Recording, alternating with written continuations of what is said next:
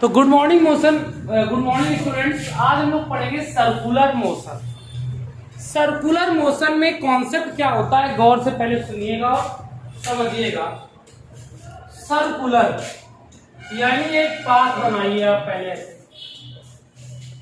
क्या बनाएंगे आप लोग? पाथ, और वो सर्कल की तरीके।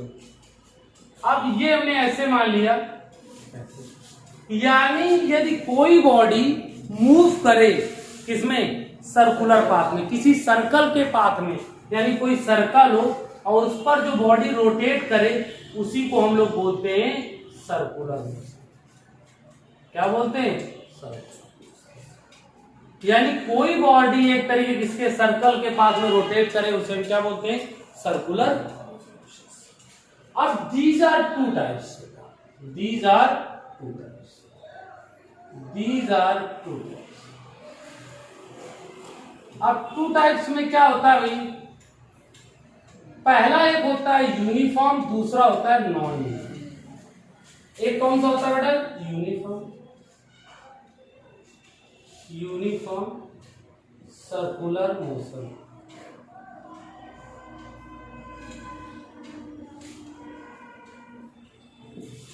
और इसका होता है दूसरा होता है non uniform. Non uniform circular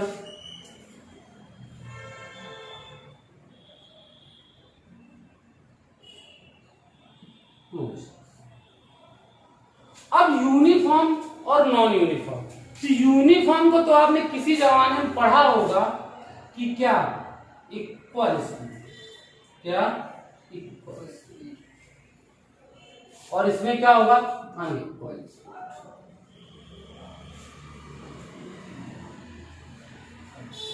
यानी कोई भी बॉडी सर्कुलर पाथ पे रोटेट करे, बट वो कैसे करे? इक्वल स्पीड से रोटेट करे तो यूनिफॉर्म होगा, और इक्वल स्पीड से ना रोटेट करे, अनइक्वल स्पीड से रोटेट करे तो वो कैसा होगा? Non uniform. याद रखना, यदि इक्वल स्पीड से रोटेट करेगा तो यूनिफॉर्म, और यदि इक्वल स्पीड से ना रोटेट करे तो कैसा होगा? नॉन।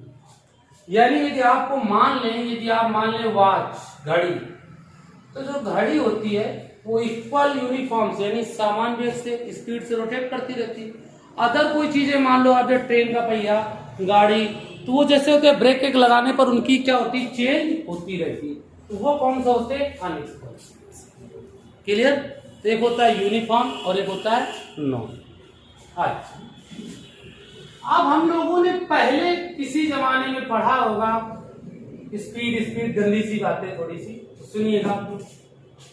तो हम लोग चीज पढ़ेंगे क्या? क्या पढ़ेंगे पहले हम?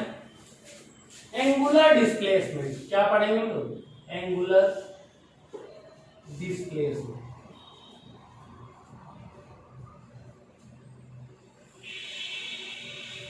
तो ये एंगुलर डिस्प्लेसमेंट भला क्या चीज है? तो डिस्प्लेसमेंट मतलब होता है एक बॉडी दूसरी बॉडी की जगह में कहीं जा रही हो। तो समझ लेना कि एंगुलर डिस्प्लेसमेंट क्या होता है। किसी बॉडी के, अब यहां मान लीजिए एंगल हमारा θ1 है, ये कितना है? θ2। तो इसका जो डिस्प्लेसमेंट कहलाएगा वो क्या कहलाएगा? डेल्टा। यानी कि कोई बॉडी सर्कुलर पाथ पे रोटेट कर रही हो तो इनिशियल से फाइनल पोजीशन तक, इनिशियल से फाइनल पोजीशन तक जो एंगल होगा वही हमारा कहलाएगा एंगुलर डिस्प्लेसमेंट। यानी डेल्टा जो थीटा की वैल्यू होती है वो θ2 माइनस क्या होती है? थीटा। इसकी जो यूनिट होती है बेटा वो होती है रेडियन। क्या होती है? रेडियन। अब आप लोगों ने वेक्टर क्वांटिटी पढ़ा होगा, एक स्केलर क्वांटिटी पढ़ा होगा। ये बट कोएक्सियल क्वांटिटी है। कौन सी होती है? कोएक्सियल होता। कौन सी है? कोएक्सियल क्वांटिटी होती है। याद रखना, एक आपने पढ़ा होगा वेक्टर, एक स्केलर, बट ये कौन सी होती है? कोएक्सियल क्वांटिटी होती है। कौन सी होती है? Coaxial quantity. कोई दिक्कत? चलिए, अब हम लोगों ने जब इतना ही पढ़ लिया है एंगुलर डिस्प्लेसमेंट, एक पढ़ेंगे एंगुलर स्पीड। क्या पढ़ेंगे? Angular speed. It is denoted by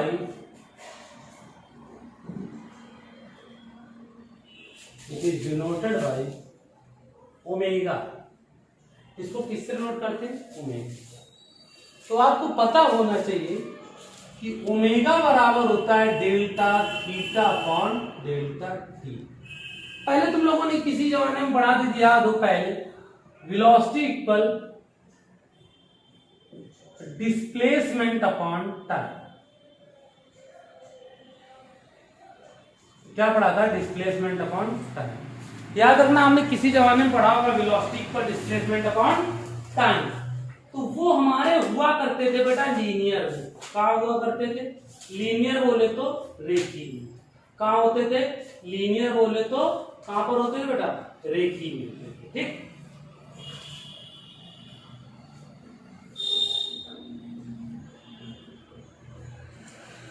हाँ, तो हम लोग पढ़ा करते थे यूनिट टाइम में कोई बॉडी जितना डिस्प्लेसमेंट होती है उसी को हम क्या बोलते हैं?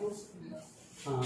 और यदि स्पीड बराबर कभी पढ़ते होते हम लोग, स्पीड बराबर क्या पढ़ते थे? डिस्टेंस अपॉन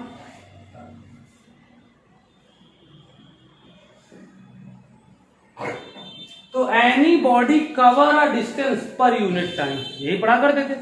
तो यहां का होगा any body rotating a circular path, यानी जब कोई बॉडी किसी सर्कुलर पाथ पे रोटेट हो गई तो unit time cover a angular displacement.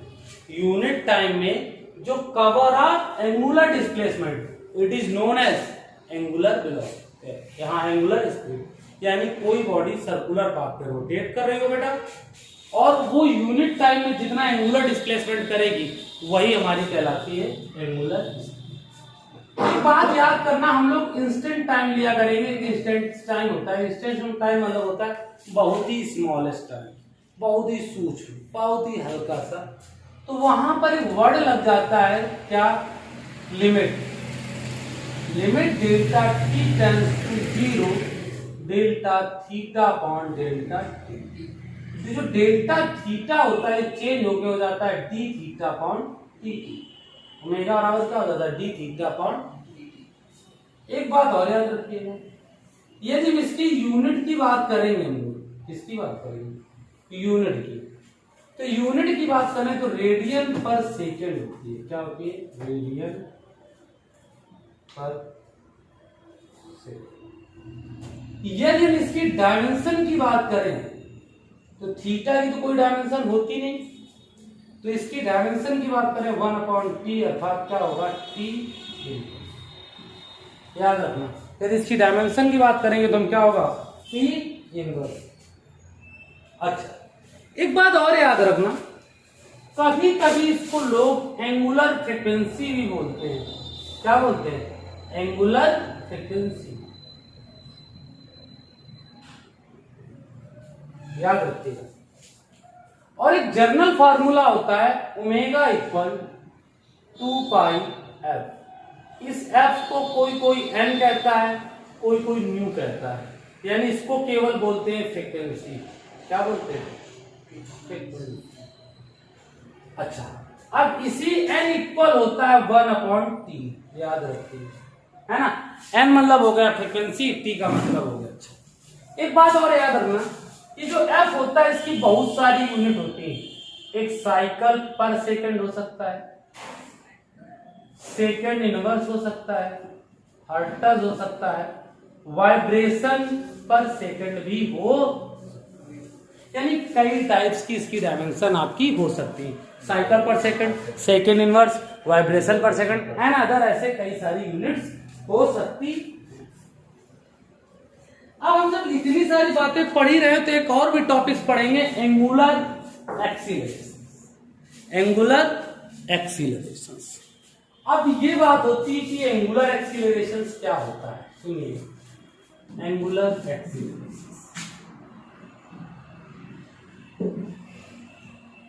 Angular acceleration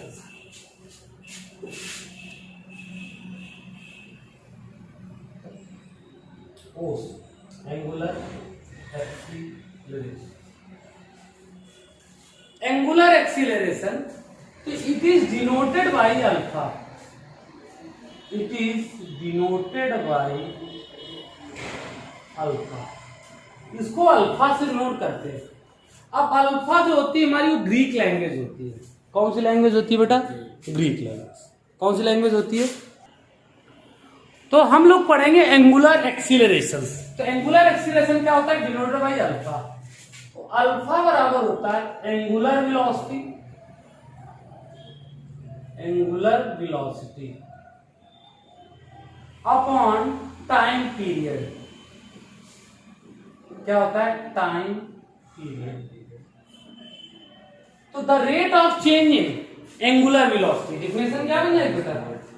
the rate of change in angular velocity it is known as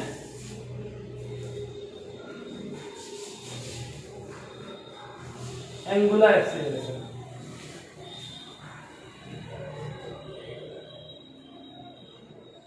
समझ गए? तो अल्फा बराबर होता है delta omega upon delta T. फिर हम लोग इंस्टेंट टाइम की बात करेंगे। इंस्टेंट मतलब स्मॉलेस्ट।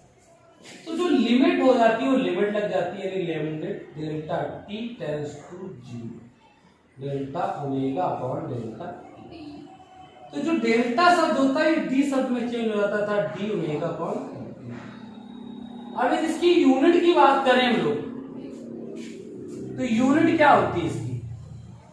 तो यूनिट तो हो जाएगी रेडियन पर सेकेंड स्क्वायर, और डायमेंशन की बात करेंगे तो हमारी होगी टी की पावर -2। पूछो क्यों?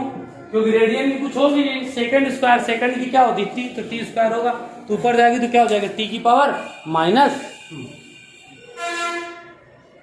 ओके। अच्छा, एक बात और भी याद रखना, यदि कभी इसकी डायरेक्शन पूछे तो जैसे ओमेगा की डायरेक्शन ऐसे एंगुलर वेलोसिटी की, तो अल्फा की कैसे होगी? उल्टा, यानी जिस डायरेक्शन में वेलोसिटी होगी उसके अपोजिट डायरेक्शन में एक्सीलरेशन। ओके, तो ये हम लोगों ने पढ़े एंगुलर के टर्म। अब हम लोग थोड़ा सा टॉपिक्स पे आते हैं। कैसे आते हैं वो भी सुन लीजिए। अब हम लोगों ने एंगुलर पढ़े, अब हम लोग लीनियर पढ़ेंगे थोड़े से, क्योंकि आगे चल के रिलेशंस हैं वो आपके पढ़ने पड़ेंगे। तो पहला आता है लीनियर डिस्प्लेसमेंट। कौन सा आता है? Linear displacement.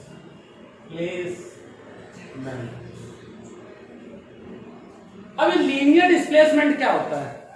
तो हमने कहा ना, मान लीजिए कि कोई बॉडी है, ये 10 मीटर गई, बट ये 5 मीटर यहां तक वापस आ गई। तो यदि डिस्प्लेसमेंट डेल्टा एक्स निकालो, तो इसको मान लो आप x1, इसको क्या मानोगे? x2। तो फंडामेंटल क्या होगा? x2 minus x2। यानी किसी भी बॉडी की फाइनल माइनस इनिशियल पोजीशन का जो डिफरेंट होता है वही कहलाता है लीनियर डिस्प्लेसमेंट। अब आती है हमारी लीनियर, अच्छा यूनिट मीटर होती है बेटा, डायमेंशन एल होती, और इट इज और वेक्टर क्वांटिटी। कैसी होती है? वेक्टर क्वांटिटी, यानी आपको डायरेक्शन की नीड होती है। क्लियर? चलिए एक बात और समझ लीजिएगा। अब आती है linear velocity.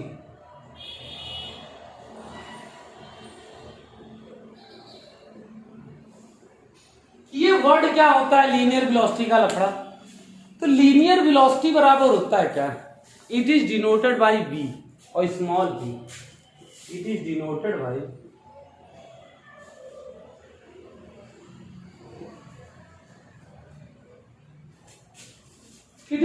By small. Very good, अच्छी बात है। तो वेलोसिटी बराबर होता है डिस्प्लेसमेंट अपॉन टाइम।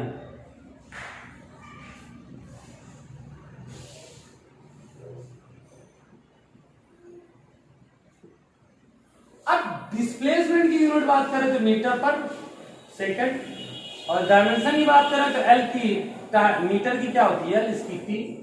ये क्या हो गया? एल टी माइनस, और इट इज कैसा वेक्टर क्वांटिटी। एक बात याद करना, डिस्प्लेसमेंट को हम कहेंगे डेल्टा एस, इसको कहेंगे डेल्टा टी। अब डेल्टा एक्स मानो या डेल्टा एस मानो कुछ। अब इस इंस्टेंट टाइम की बात करेंगे, लिमिट लगाएंगे तो limit delta t tends to 0 delta s upon delta t. तो बेटा v बराबर होगा ds अपॉन। इतनी बात आपको समझ में आ गई? चलिए अच्छी बात है, आ गई। तो ये हमारा हो गया बेटा। अच्छा, इट इज वेक्टर क्वांटिटी। अब हम लोग इतना पढ़ रहे थे, लीनियर एक्सीलरेशन भी पढ़ रहे हैं। क्या पढ़ेंगे हम लोग? Linear acceleration. Linear of acceleration. It is denoted by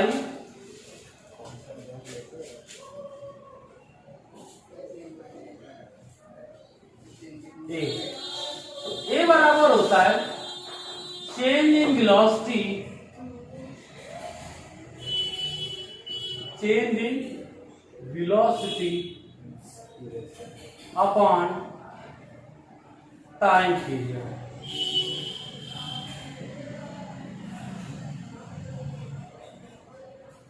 change in velocity upon time, ये हो गया फंडामेंटल।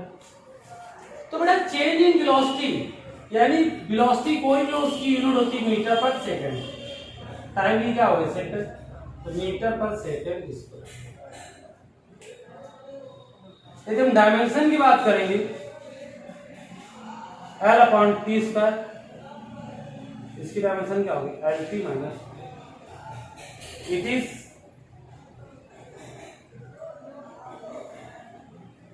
Vector quantity.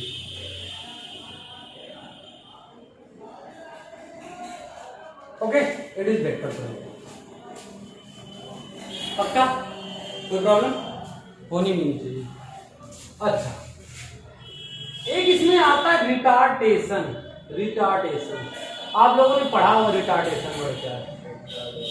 यानी रिटार्डेशन का मतलब होता है कि रिटार्डेशन